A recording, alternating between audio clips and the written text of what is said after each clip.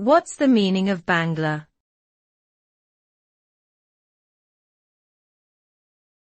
Bangla.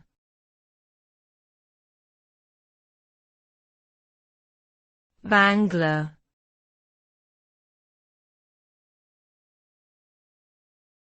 Bangla.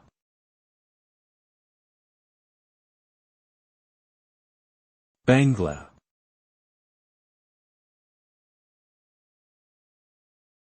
Bangla, also known as Bengali, is a language spoken by millions of people primarily located in Bangladesh and the Indian states of West Bengal, Tripura, and Assam. The term Bangla is derived from the ancient kingdom of Banga, which was located in present-day West Bengal. It is one of the most widely spoken languages in the world, with over 285 million speakers.